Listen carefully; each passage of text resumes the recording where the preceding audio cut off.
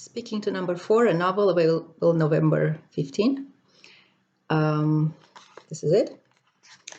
I will read an excerpt from the second part. The novel has 6 parts, each written in a different voice.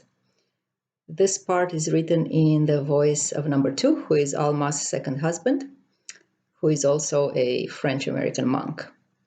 And this is the part where he realizes that he's about to lose Alma to number 3, who is also called the architect, whom he hired to build a love tower adjacent to their house.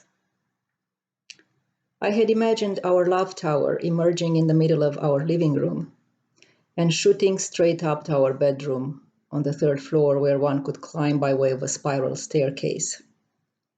But the architect convinced me that it was much better to build the tower outside, against the house's front wall, preferably in an asymmetrical way, following one of H.H. Richardson's designs, with a tower built on the left side, within the angle made by the main gable. That meant that the tower would cut into the front wall itself, which had to be partially torn down, but still, it was less messy and distracting than building it right in the middle of the house.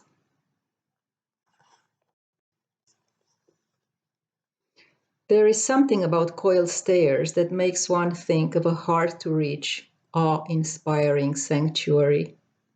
Anyone who has climbed the stairs of the Tower of Pisa, or some old basilica in the French countryside, has had this feeling of moving upwards toward the precious, invisible gift.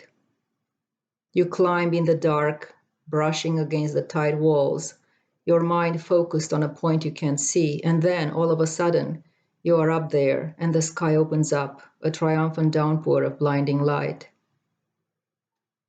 You sit down at the top of the stairs, breathing heavily, full of inner brightness.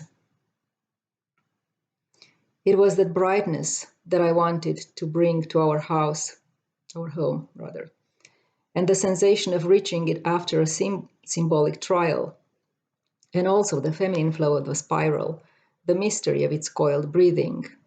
But, as it turned out, we couldn't fit a double bed through the tower's narrow stairs. We were barely able to take 2 twin mattresses up there. So, we ended up sleeping in twin beds, or rather mattresses, laid directly on the floor. Yes, this was the prosaic result of my dream of a love tower. The night we celebrated its construction, I put votive candles on both sides of each step all the way up to our bedroom, and built a fire in the fireplace, although it was a mild, late spring night. We had the architect over for dinner, our only guest. Alma was in a bad mood, having almost stepped on one of the candles and burned herself. I did suggest red roses instead of candles, the architect said, his mouth still full of the mashed potatoes and steak. Alma had prepared the steak, the steak as always overcooked. When Alma had said at the beginning of the meal, smiling apologetically, "I think I might have overcooked the steak again," the architect had smiled back, and pouring his second glass of Pinot Noir, answered that it was all for the best, since we now had an extra reason to drink more wine. "Yes, I should have listened to you," I answered promptly, with an involuntary masochistic reflex. After this, no one said anything else, and an uncomfortable silence grew between us. Not another word was spoken for the rest of the dinner, and all you could hear was the sound of the silverware, punctuated by an occasional or a dry cough. When we finished, we each took a seat away from each other, Alma on the couch, the architect in the only armchair, and I on a chair, holding our wine glasses and listening intently to the crackling in the fireplace.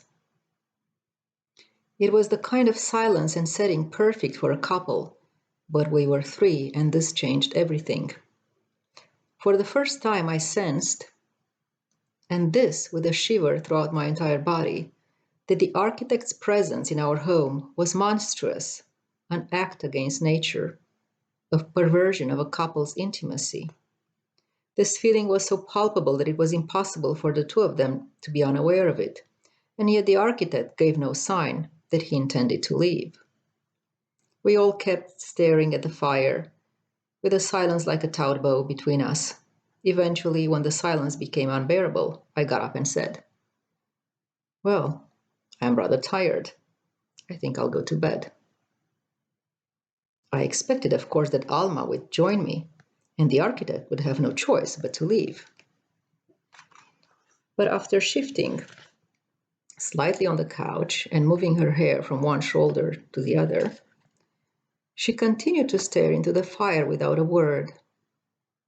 So I stood there for a few long seconds, uncertain and stupefied. I couldn't say that I changed my mind and didn't want to go to bed any longer. But I couldn't leave the two of them in my living room at almost midnight either. "So," I said stupidly, scanning their faces and hoping for a miracle. But there was no miracle. "I guess I'll go then," I continued, but didn't move. At that moment, the architect raised his face and, looking me in the eye, said, "Good night, then." "Good night," I answered mechanically. For a second, we looked at each other, and I saw pity in his eyes, and then I had to leave because I could no longer contain my tears. And this is when I finally understood that our marriage was over. After that, Alma no longer came to our bedroom. And the irony was complete. Our love ended the very day we celebrated the completion of the Love Tower. Later, when the process of our separation began, Alma called our tower a mausoleum and a museum. As for myself, I knew I was being punished in the same way those who wished to reach the sky with a tower had once been punished by having their desire turned on its head and transformed into a tower of discord.